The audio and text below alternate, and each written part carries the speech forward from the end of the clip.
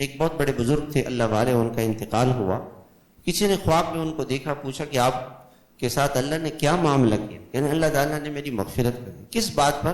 فرمایا کہ میں لکھتا رہتا تھا، قرآن حدیث کی باتیں لکھتا رہتا تھا.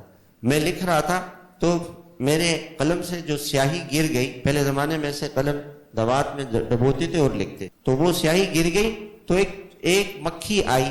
مجھے یہ لگا کہ یہ پیاسی ہے تو میں نے اپنا ہاتھ روک دیا. جب مکھی کی پیاس بجھ گئی، وہ چلی گئی، میں نے اپنا ہاتھ اٹھایا. اللہ تعالیٰ نے فرمایا کہ آپ نے ہماری چھوٹی سی مخلوق پہ رحم کیا. مکی پیاسی مکی کو آپ نے اس کی پیاس بجھا دی. ہم بھی آپ پر رحم کرتے ہیں، فضل کرتے ہیں، ہم بھی آپ کو معاف کرتے ہیں. ارحموا من فی الارض یرحمکم من فی السماء.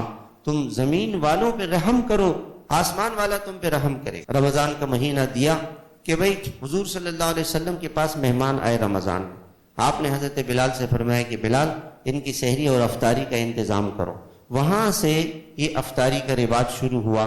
اللہ تعالیٰ کا کتنا بڑا شکر ہے، آپ ہمارے شہر میں چلے جائیں، دنیا میں حرم شریف میں چلے جائیں، افطار کے وقت میں کیسے مسلمان چیزیں بانٹ رہے ہیں، مسلمانوں کو کھلا رہے ہیں، پلا رہے ہیں.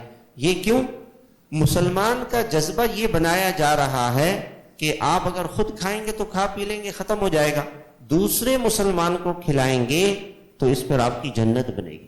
خود کھائیں گے تو نجاست بن جائے گی، پیشاب پاخانہ بن جائے گا.